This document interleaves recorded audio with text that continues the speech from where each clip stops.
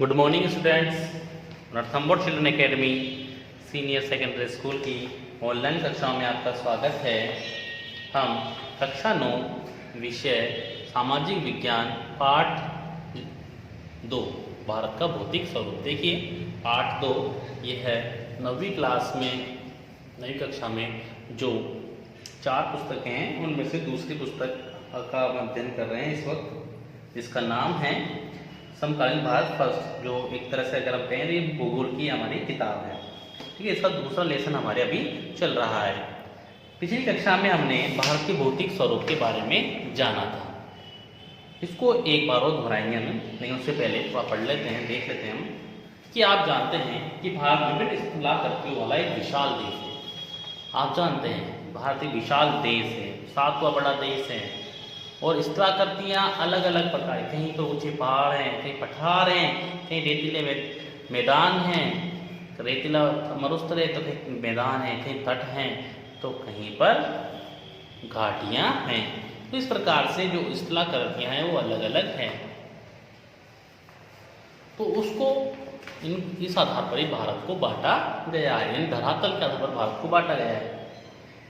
आप किस प्रकार के क्षेत्र भूभाग में रहते हैं? जैसे कि आप अगर हम हमारे सवाई माधोपुर की बात करें तो सवाई माधोपुर भी एक मैदानी क्षेत्र है, पूर्वी मैदान। राजस्थान का भी अगर हम राजस्थान के भी अगर हम भौतिक प्रदेशों की बात करें तो राजस्थान जो सवाई माधोपुर है हमारे पूर्वी मैदान होता है। और यह अगर हम पूरे राजस्थान अगर हम इसकी बात करें भारत के संदर्भ में तो भारत उत्तरी मैदान का ही एक हिस्सा माना जाता है, यानी समाधुर उसी क्षेत्र में आता है। उत्तरी मैदान में के क्षेत्र में हमारा रहता है, मैदानी क्षेत्र है। हाँ, हमारे यहाँ चारों तरफ अरावली की पहाड़ें जरूर देखने मिलती हैं हमें, लेकिन ये भी अब वर्तमान में अवशेष मात्र हैं। तो मैदानी क्षेत्र है विशेष रूप से हमारा, ना तो यहाँ पर पठार बहुत ज़्यादा है। ठीक है, तो अब हम आगे बढ़ते हैं। यदि आप मैदानी क्षेत्र में रहते हैं तो आप वहाँ के दूर तक फैले विशाल मैदानों से परिचित होंगे, जानते होंगे आप उसके बारे में। और यदि पर्वतीय क्षेत्र के निवासी हैं तो आप पर्वतीय ढलानों और घाटियों से भली भांति परिचित होंगे, यानी जो जहाँ पर रहता है वह अपने क्षेत्र के बारे में विशेष रूप से जानता होगा। आप जानते हैं आपकी चारों तरफ अरावली पर्वत श्रृंखला है। यह विश्व की सबसे प्राचीन पर्वत श्रृंखलाओं में से एक है, यहाँ की सबसे प्राचीन। और जो अभी आपको दिखाई पड़ते हैं आपके चारों तरफ, ये अवशेष मात्र हैं। क्या है ये? अवशेष मात्र। अपर्दन, अनाच्छादन आदि प्रक्रिया के कारण इनका विघटन हो गया, टूट गए ये, और आज हमारे सामने इस अवस्था में हमें देखने को मिलते हैं। कहा जा सकता है कि कालांतर में इनकी ऊंचाई और अधिक रही होगी, कालांतर में बहुत समय पहले। अब आगे बढ़ते हैं हम। वास्तव में हमारे देश में हर प्रकार की भू आकृतियां पाई जाती हैं, जैसे पर्वत, मैदान, मरुस्थल, पठार तथा द्वीप समूह। द्वीप समूह भी है हमारे यहाँ भारत में। भारत की भूमि बहुत अधिक भौतिक विभिन्नताओं को दर्शाती है। इस कारण से तो हम भारत को उपमहाद्वीप कहते हैं कि सभी प्रकार की जलवायु भी यहाँ मिल जाती है और सभी प्रकार के भौतिक स्वरूप यानी धरातल यहाँ मिलते हैं। भूगर्भीय तौर पर प्रायद्वीपीय पठार पृथ्वी की सतह का प्राचीनतम भाग है। इसे भूमि का एक बहुत ही स्थिर भाग माना जाता था, परंतु हाल ही के भूकंपों ने इसे गलत साबित कर दिया है। हिमालय एवं उत्तरी मैदान हाल में बनी स्थलाकृतियां हैं। हिमालय पर्वत श्रृंखला हाल ही में यानी सबसे नवीन पर्वत श्रृंखलाओं में से एक है। नवीन सबसे जिनका विकास हो रहा है वर्तमान में भी इनका विकास हो रहा है। तो यह नवीन पर्वत श्रृंखलाओं में से एक है। भूगर्भ वैज्ञानिकों के अनुसार हिमालय पर्वत एक अस्थिर भाग है, यानी इसका विकास अभी भी चल रहा है। हिमालय की पूरी पर्वत श्रृंखला एक युवा स्थलाकृति को दर्शाती है। युवा अभी ये चल रहा है इसका विकास, जिसमें ऊंचे शिखर, गहरी घाटियां तथा तेज बहने वाली नदियां हैं। उत्तरी मैदान जलोढ़ निक्षेपों से बने। उत्तरी मैदान जो हिमालय से जो नदियां निकलती हैं वो अपने साथ वहां से मिट्टियां बहा कर लाती हैं और उस मिट्टी को उस नदियां उस मिट्टी को मैदानी क्षेत्र में आकर जमा करती हैं। तो जो उस मिट्टी से मैदान बनते हैं उन्हें जलोढ़ मैदान भी कह सकते हैं, या उसे हमने भारत में उत्तरी मैदान या गंगा ब्रह्मपुत्र का विशाल मैदान हम कहते हैं। और ये जो मृदा होती है, मिट्टी जो होती है, बहुत ही उपजाऊ होती है, विशेष रूप से खेती के लिए। प्रायद्वीपीय पठार आग्नेय तथा रूपांतरित सेलों वाली कम ऊंची पहाड़ियों एवं चौड़ी घाटियों से बने हैं। प्रायद्वीपीय पठार जो हमारे दक्षिण के प्रायद्वीपीय पठार है वह है विशेष रूप से आग्नेय तथा कायांतरित सेलों से, आग्नेय तथा रूपांतरित सेलों से बने हैं। याद रखें, आग्नेय जो सेल यानी चट्टानें 3 प्रकार की होती हैं। अगर हम देखें, आग्नेय, अवसादी जिसे रूपांतरित चट्टान भी कहते हैं, और तीसरा होता है कायांतरित चट्टान जिसे हम परतदार चट्टान भी कहते हैं। आग्नेय और अवसादी को परतदार चट्टान कहते हैं। सॉरी, थोड़ा सा मिस्टेक हुआ। आग्नेय सबसे पहली जो चट्टान बनी वो आग्नेय, फिर बनी अवसादी जिसे हम रूपांतरित चट्टान भी कहते हैं, परतदार चट्टान भी इसे हम कहते हैं। अवसादी को क्या बोलते हैं? परतदार चट्टान भी कहते हैं। फिर तीसरे नंबर की होती है कायांतरित चट्टानें, रूपांतरित चट्टानें। इस प्रकार से 3 प्रकार चट्टानें होती हैं। अब हम एक बार वो देखते हैं। हिमालय पर्वत, भारत मध्य प्रदेश कौन कौन से?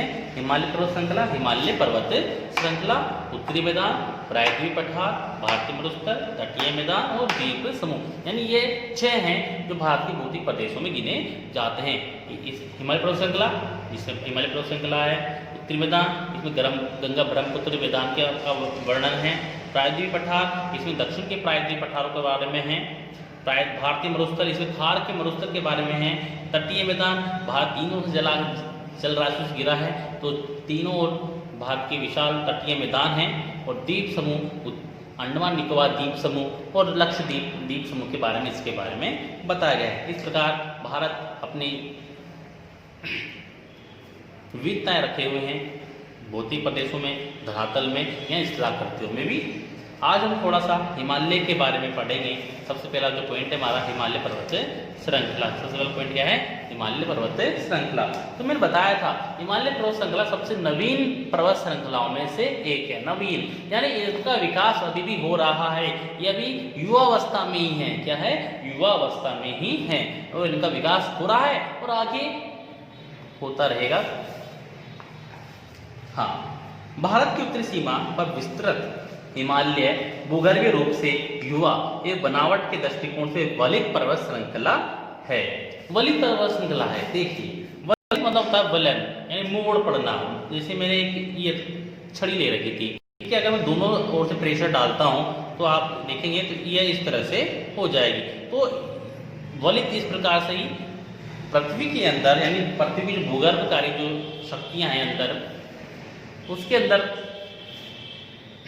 उसके कारण ही यह मोड़ पड़े हैं और इन पर्वतों का निर्माण हुआ है। पृथ्वी की भूगर्भकारी शक्तियों के कारण। अब आप कह सकते हैं प्लेट खिसकने के कारण भी हो सकते हैं, प्लेट खिसकने और ना, इसके अलावा कई भूकंप या कुछ और कारण से भी यह हो सकते हैं। ये पर्वत श्रृंखलाएं पश्चिम पूर्व दिशा में सिंधु से लेकर ब्रह्मपुत्र तक फैली हैं। सिंधु नदी से लेकर ब्रह्मपुत्र तक, ब्रह्मपुत्र भारत में इधर प्रवेश करती है, सिंधु इधर प्रवेश करती है, तो इस तरह से भारत में यह फैली हुई है।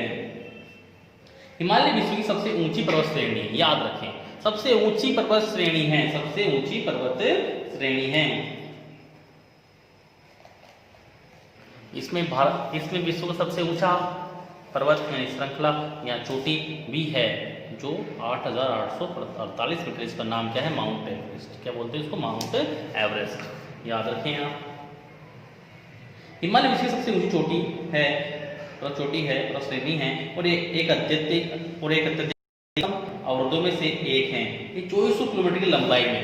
अगर आप देखें, अगर भारत में देखें तो इस तरह से ये जो मैंने भारत में नक्शा बनाया हुआ है, इस तरह से भारत में ये फैली हुई है। पूरा ये हिमालय पर्वत श्रृंखला है, जम्मू कश्मीर से लेकर अगर हम अरुणाचल प्रदेश तक की बात करें तो इस तरह से भारत में यह फैली हुई है। और इसकी जो लंबाई है 2400 किलोमीटर। कितनी? 2400 किलोमीटर क्षेत्र में यह फैली हुई। इसकी जो लंबाई, कुल लंबाई भारत में चापाकार स्थिति में फैली हुई है। कैसी? चापाकार, जैसे चापाकार ना, वैसे इस तरह से भारत में यह फैली हुई है।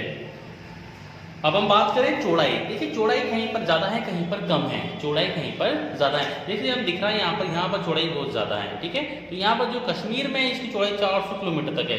कितनी है? 400 किलोमीटर तक। लेकिन अरुणाचल प्रदेश की चौड़ाई मात्र 150 किलोमीटर हो जाती है।